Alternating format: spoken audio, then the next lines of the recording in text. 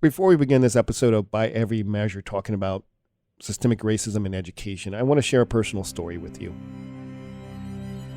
When I was in second grade, living in Charleston, South Carolina, I had an incident. I guess you call it my first incident with racism that I remember. I was handing my paper in to the teacher. It was an older white lady. And right when I handed the paper in to her, right under her breath, I hear her say the N-word to me.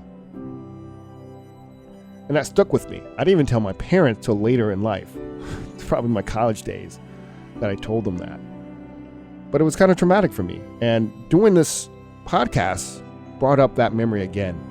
But thinking about that, I'm thinking about all the incidents that students and kids that look like me had to deal with in schools, going beyond just being called the N-word, being handcuffed by police, being expelled for minor incidents. That is also traumatic, and that occurs across the country. And in this episode, we're talking about systemic racism in education, not just the outcomes or test scores. We're talking about bias among teachers, the school to prison pipeline, how black students are treated differently than white students when it comes to discipline. And we're also going to look at how schools are funded. All of this was studied more than 50 years ago in the Kerner Commission, which we have talked about in other episodes in this podcast. And I say segregation now, segregation tomorrow, and segregation forever. In the Kerner Commission, they recognized the disparity between black and white students in America over 50 years ago. And they made several recommendations which, alas, were never followed. A little more than a decade before the Kerner Commission, there was Brown versus Board of Education. You probably learned about this in school. The 1954 U.S. Supreme Court decision that rules segregation unconstitutional and in violation of the 14th Amendment. It's easy to think that was years ago. I wasn't even born, right? But it wasn't really that long ago. Remember Ruby Bridges? She was a young black girl who became the face of school integration and had to be walked into school by federal marshals. Now, she's only 66 years old, younger than my parents. But back then, she was in the national spotlight as a child, dealing with hatred. This is what white Americans were saying about school integrations. Segregation for both races is best. Segregation has and is working in the South, which contains 2/3. There were protests all over the country over busing programs meant to integrate schools into the 1970s in places like Boston. Here's some archived audio from WBZ TV to give you a sense of how intense these protests were. They were throwing eggs at the window and trying to hit people with them. And there was and like we was in school, there was throwing glass at black people and little kids. So the audio you just heard was from the 1970s, but the issue of bias and prejudice in schools persists today. Black children are 5 times as likely as white children to attend schools that are highly segregated by race. And that is according to the Economic Policy Institute in a 2017 report. While segregation is technically illegal, the truth is it's still happening all over the country, including right here in Milwaukee and cities like it. That's where we'll start with Reggie Jackson. Why is it if someone says, well, you're separate but equal, what's the problem, right? What does segregation really do to a black community and black students? You know, I was a teacher for 8 years, and you're separate, but you're certainly not going to be equal in any respects. They were building brand new schools on the South Side for white families and didn't build many at all on the North Side. It took a great deal of pressure. It took, boycotts by students to put pressure on Milwaukee Public Schools to build those.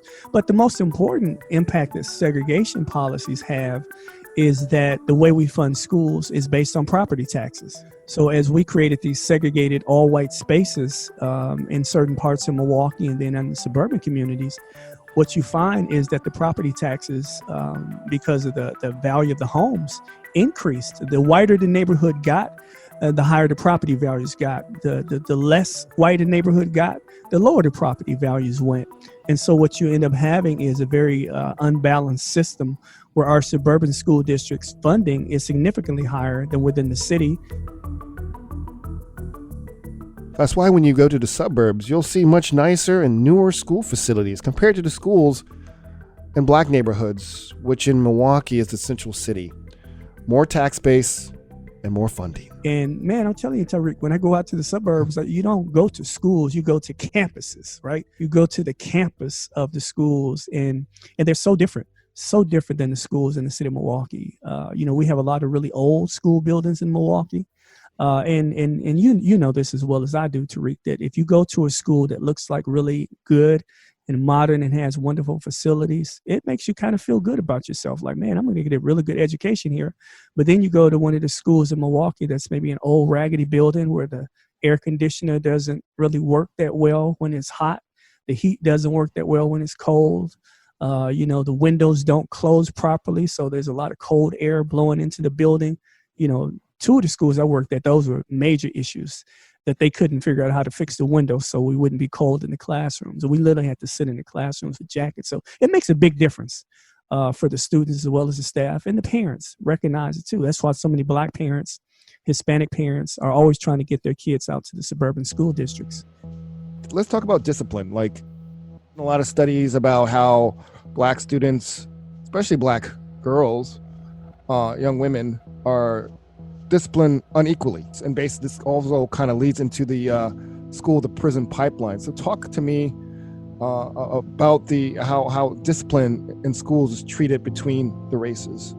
Yeah, there are huge disparities across the country in disciplinary outcomes for particularly between black and white students. Black kids are much more likely to be suspended and expelled from schools than their white peers for, participating in the same type of, age-appropriate behavior. But the other side is because of unconscious bias and even some conscious bias by white teachers, because the majority of teachers in the country are white. Most of them are white females. When you have black students, particularly black boys, they're much more likely to be sent to the principal's office, written up, suspended, eventually expelled.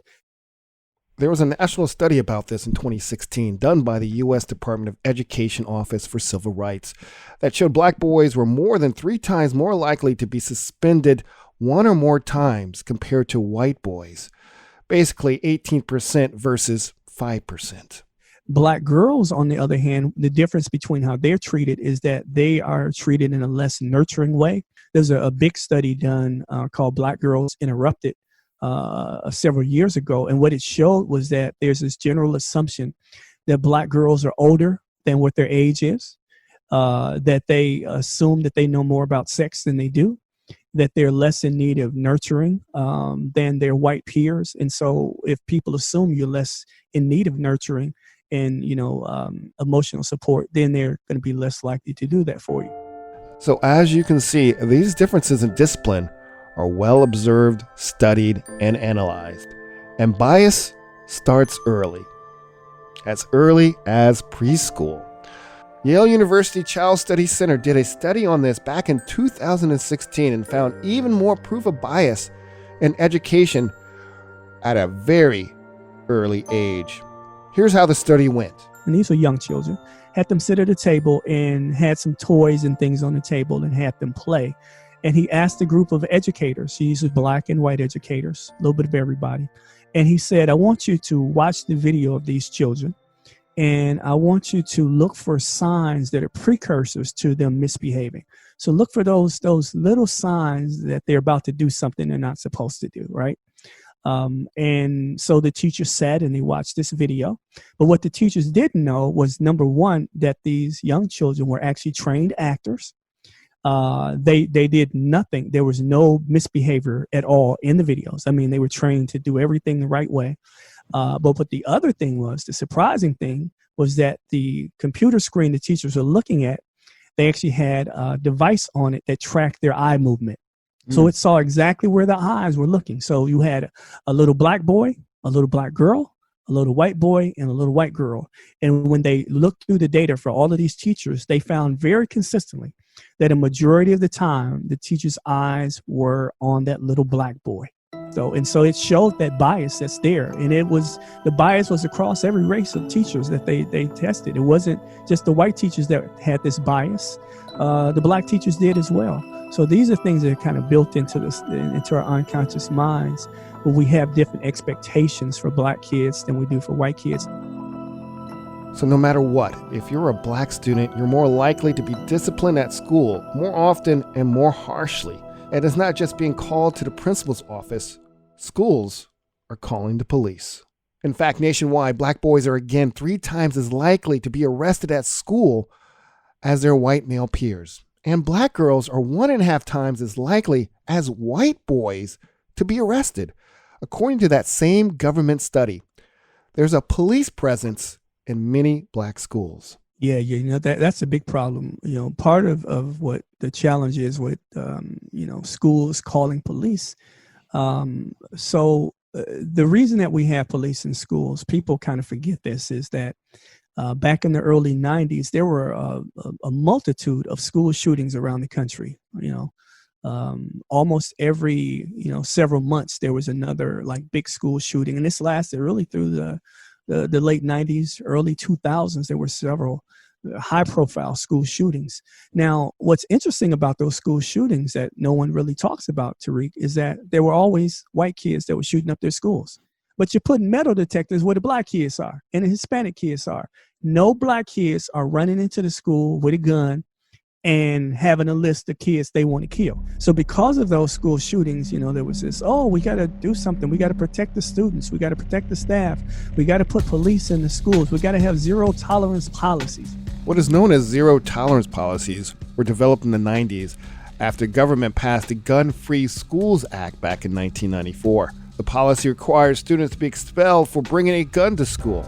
However, schools started using the idea of broken window policies, a popular concept that if you crack down on minor violations, serious crimes would be prevented. And you start seeing students being expelled for minor incidents like smoking cigarettes, swearing, or even such a minor incident as cutting in line during lunch. Now you begin to have way more police contact. The students are having the police called on them on a pretty regular basis. I even saw this in schools that I worked in. Police are called when students are misbehaving. Now, instead of calling the parents and having the parents come up to the school and getting their kids straight, we'll get to call the police. And we all know that the police are accustomed to dealing with adults. They're not accustomed to dealing with children. They don't understand, like many teachers, what normal behaviors for different age groups are. And they'll come and they'll put kids in handcuffs. And studies have shown that if you are expelled from school, if you are suspended multiple times from school, if you have any contact with the police while you're in school, you are much, much more likely to end up going to prison at a later time of your life. Multiple studies have shown that any police contact as a student, you're much more likely to go to prison. Besides being exposed to the criminal justice system at a very young age, black and brown students that have contact with police face stress, trauma, and anxiety that creates mental health problems and hurts their educational performance. According to the Chicago Lawyers Committee for Civil Rights, test scores for black boys are dramatically reduced due to extensive, low-level police contact. The school-to-prison pipeline starts way earlier than you might think. Reggie shares this story from Florida back in 2017. You might have seen it in the news where police were called on a very young black girl. The 6-year-old black girl was, she did some stuff in class. I guess she struck one of the teachers, but it's a 6-year-old. So, you can't cause a whole lot of harm when you're a 6-year-old. But anyway, she struck one of the teachers. And they called the police on this little girl, right? And so there's the police body cam video of this incident. So the police come into the school.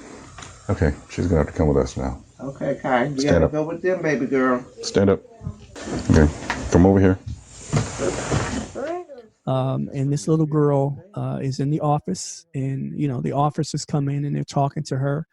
and they literally make her stand up, and they put the plastic cuffs on her, and they literally take this little girl out to the police car and put her in the police car and take her, to the police station. And the whole time she's begging and pleading and crying. I don't want to go to the police car. You don't want to? No, please. You have to. No, please. Give me a second. I mean, she's begging and crying. I mean, it's a really difficult video to watch. It's so sad. But the worst part of the video is when they come back in, one of the officers comes back in, and he's talking to, the administrators at the school and the people who called the cops. And they're like, what was that like really necessary? And the officer's like, yeah, And then he starts to brag about how many kids over the course of his life he has arrested in schools. The youngest I've ever arrested was 7. Are that young? 7 is your youngest? 7 is the youngest. She's 8, isn't she? She's 6. Now she has broken the record. She broke the record. Please. I mean, this guy's going on and on. It's like, dude, really? And of course, he gets suspended from his job because he didn't follow the protocol. You're not allowed to arrest a student under the age of 12 without express permission from, your superiors at the police station. So, if your sergeant or lieutenant or whoever says, yeah, go ahead and arrest that 6-year-old, you can do it. But you can't do it without them telling you. No. Like Reggie said, that audio is tough to take. But beyond having police in schools, there's also another issue, something that generally isn't in the classroom. There have been a lot of studies and memes and stuff about, you kind of brought up a little bit of having a teacher that looks like you're a black teacher, a brown teacher. That student of that same race will do better in school, right? Like there was a question, I see a lot of questions like, when's the first time you had a black teacher? Like, I didn't have a black teacher till I went to Howard University. Wow. So can you talk to me about the data and about that, and why is the case of having a black teacher with black students is better for the black student? Well, yeah, I think it's about the culture. When you are from the same culture as the students are, you are going to be automatically a culturally responsive teacher. This is one of these things in education where you hear a lot of talk about culturally responsive engagement of students, right? And what that literally means is that, white parents need to get to know a little bit more about the cultures of black kids and Hispanic kids and Asian American kids and Native American kids, because they don't know enough about those cultures to communicate really well and interact with those students in a really, really positive way. Whereas if you are from that culture, you listen, you know from your personal experience, you know how to communicate better. And there is a level of respect. I've seen this myself. I've seen black kids be completely disrespectful of white teachers and then leave that class and go to the next class with a black teacher and be like the little angels in the classroom, right? So there is a dynamic of white teachers who they show their fear, right?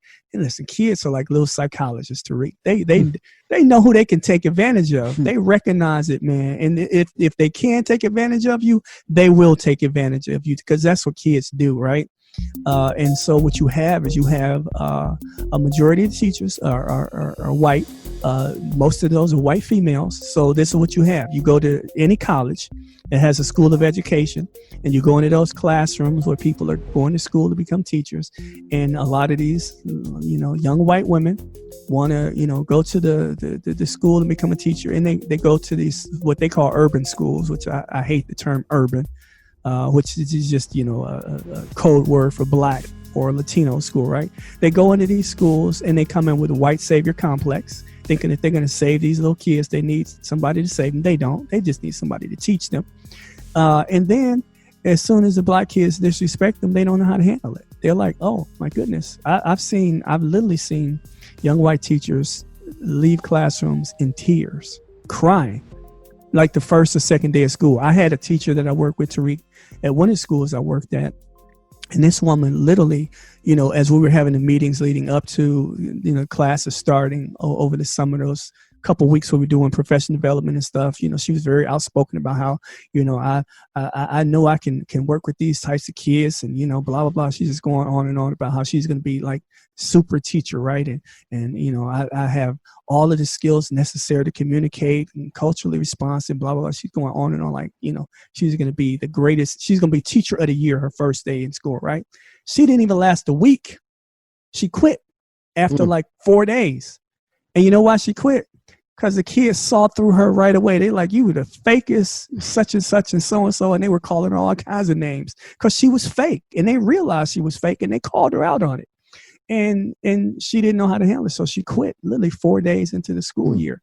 And you also have some Black teachers that are just as bad as the white ones when it comes to, you know, being horrible to Black kids and calling them out of their name and stuff like that. So it's very problematic. And I think when it comes to having teachers who look like you know, people complain, well, why, you know, these Black people tell me they need to have more teachers that look like the Black kids, and Hispanic parents are saying the same thing. Well, guess what? White people don't have to say that because most of their teachers going to be, they're going to be white. So they don't have to complain that we need more white teachers. Have you ever heard anybody say we need more white teachers in the school? You've never heard anybody say that, right? Because you just know that most teachers are going to be white.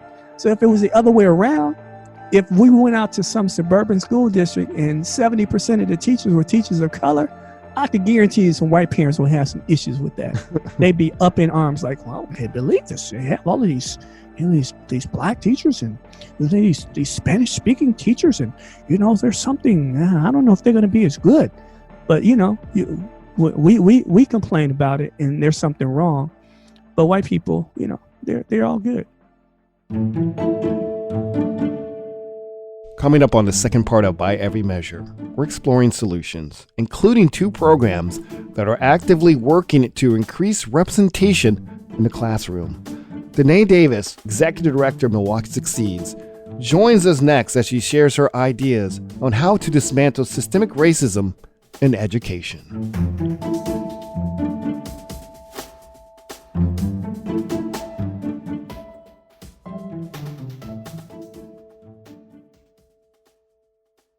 Radio Milwaukee is on a mission.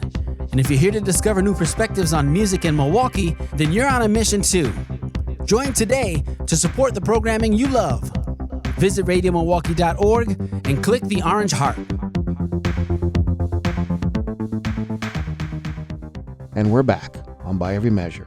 In every episode, we're talking to local leaders who are working on solutions in each of the systems we have discussed on this podcast. And these solutions aren't just limited to Milwaukee. Some of them could be scaled to other cities across the country that face similar issues as Milwaukee. We hope that by talking about them in this podcast, we can get the word out across the country. Now, I would like to introduce you to Danae Davis, who runs a nonprofit organization called Milwaukee Succeeds. It's focused on equity in K-12 education, specifically convening other entities to work better together to improve educational outcomes for students throughout their lives. It's part of the Greater Milwaukee Foundation, and it is one of 70 communities who are a part of a national network called Strive Together.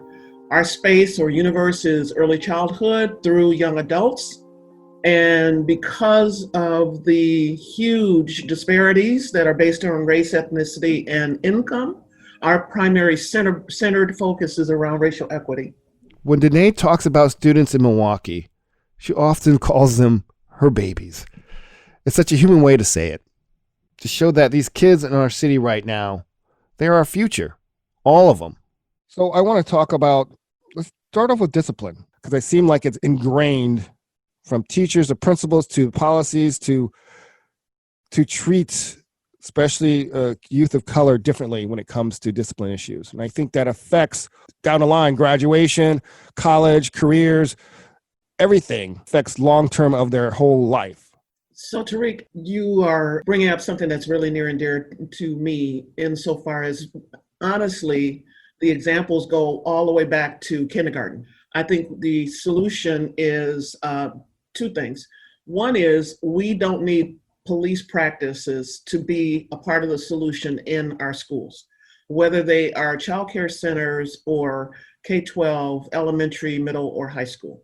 That is not what we need. What we need are social workers and psychologists and nurses and better programs that engage parents in partnership with how do we teach better development practices with our children and our babies. But the bottom line is we have to understand that they are babies and children and young people. We got to start there and not act as though they are adults, because they're not. So I would say that one solution is we don't need to institute police practices as a means of addressing issues around that typically are represented in disciplinary and expulsion acts. Let's go inside the schools. Another thing I've read in articles is about diverse teachers. Representation matters in teachers, that if a Black student has a Black teacher, they're likely to perform better, go to college, do all the things, like be more successful. Yes. And let me just say yes, and I'm going to tell you a little bit of a story. So as I mentioned, the role of Milwaukee Succeeds, one of the programs that we have, that we brought to Milwaukee, very proud to, is something called Leading Men Fellows. And the Leading Men Fellows program basically was, a cohort of 10 young men who are fresh out of high school. So between ages of 18 and 21, let's say, predominantly African-American, some Latinx, and they're trained in the summer, and then they're placed as sort of paras in early child care centers, basically supporting the reading capability and literacy of 3, 4, 5-year-olds. These young men, they didn't have teaching as on their radar in terms of what they want to do when they grow up. They didn't have good impressions about teachers. They had way too many teachers who verbalized their displeasure with their jobs. In other words, they didn't really want to teach these kids. And they didn't see anybody who looked like them in the classroom. They saw, in their engagement with these babies, such progress based on the responsiveness of A, these young men looking like them, and B, because these men came from a place of love, and nurturing and caring. And these kids would be able to write their names, they'd be able to spell, they just were like sponges in their ability to read because of those two factors. Now, I know that's an anecdotal experience, but I'll tell you, it is absolutely, truly reflective of why we need to support the teacher pipeline and growing Black and brown. Danae mentions another local organization that is laser focused on that, City Forward Collective, which is working to create a pipeline to increase the number of Black and brown teachers in Milwaukee, something that's clearly needed here and across the country. But even if we have better representation in the classroom, there are still many other problems that need to be solved with access. That takes us to our next topic, COVID-19, and how that ties back to education with e-learning and the digital divide. I've seen, like, for example, in Oakland Public Schools decided to go big, right? Like, let's do $13 million, give every single kid, computer, Wi-Fi, and corporations got involved in a big way. Twitter CEO gave $12 million of their $13 million goal. Is this what would we need corporations to step up in this area? Because at the end of the day, this benefits them. If you get parents digital literate, you get people with Wi-Fi, not just hotspots, you give people real computers and all that. Not only helps the kids learn, but that also helps the workforce. Exactly. Right.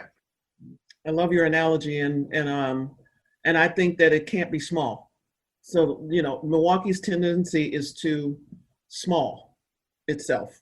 So whatever the solution is, we'll just give you like a chunk of what's needed and then wonder why it doesn't work. You know what I mean? So in this case, and I applaud the Milwaukee Public Schools Foundation. I know City Forward Collective is doing a similar fundraising effort for charter and choice schools. But who's not running into being part of the solution are the internet providers themselves. So whether it's Oakland or Chicago is another model where, even Dane County for that matter, where the providers are at the table and figuring out how to reduce the costs associated to a family's, access to Wi-Fi, high-speed internet, without penalizing you because you didn't pay a bill.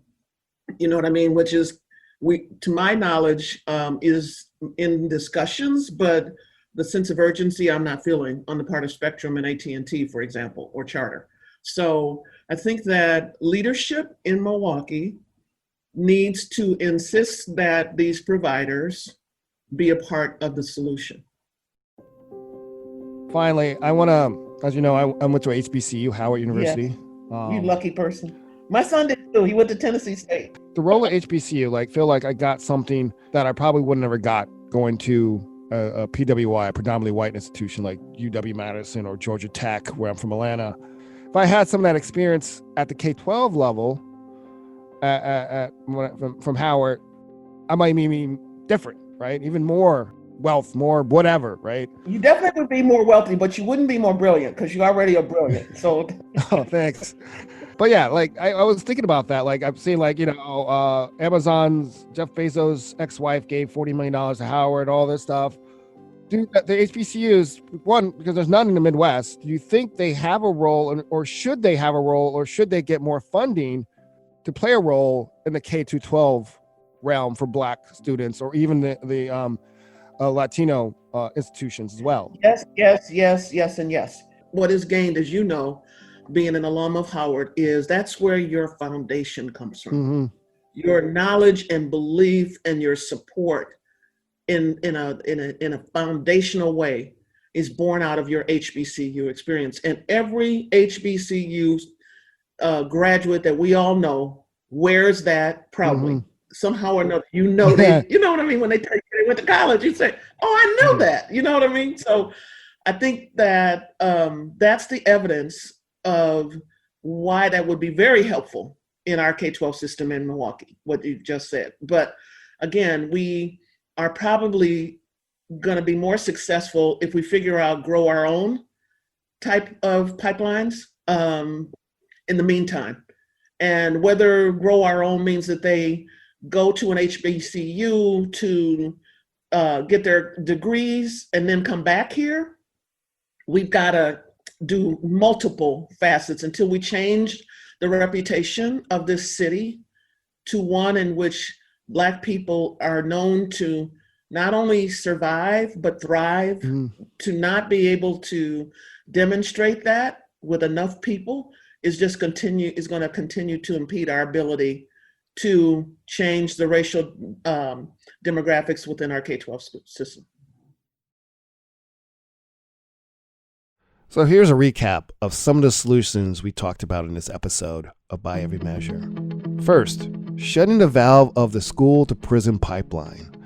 One way to do that is reduce or eliminate the contact students have with police. Only calling the police only when absolutely necessary. Think bold in terms of closing the digital divide. Get companies, corporations, and internet service providers at the table to remove the barriers to e-learning access for all students, especially now during this pandemic. This next one is very important. Fund organizations like City Forward Collective and the program Danae mentioned, Leading Men Fellows. Both are actively involved in recruiting Black and brown teachers and helping schools move toward better representation in the classroom. We'll provide more information about these efforts in our discussion guide for this episode.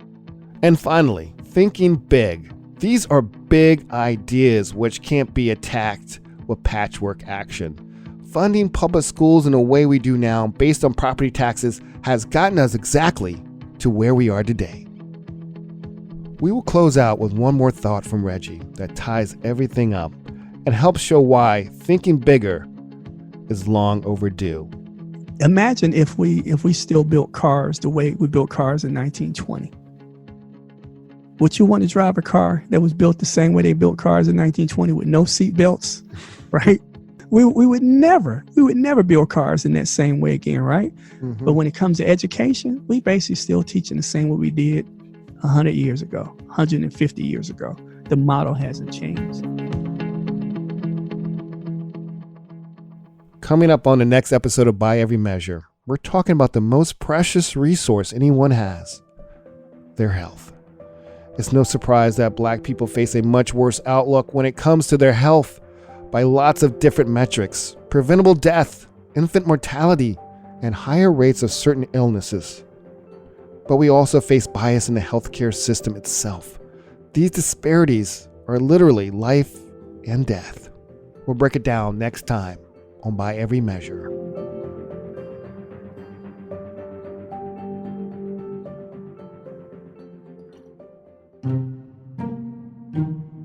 By Every Measure is hosted by Tarik Moody and Reggie Jackson, executive produced and edited by Nate Immig, with additional production support from 88.9 Program Director Jordan Lee, Marketing Director Sarah McClanahan, Marketing Coordinator Aaron Bagata, Web Editor Evan Retleski, Audio Producer Salam Fatayr, Executive Director Kevin Suker, Content Marketing Manager Amalinda Burrich, Community Engagement Manager Maddie Reardon, and Imaging Manager Kenny Perez. Handcrafted sonic inspiration from the License Lab, and our sincerest thanks to our members for making all Radio Milwaukee content possible. By Every Measure, an original podcast production of 88.9 Radio Milwaukee.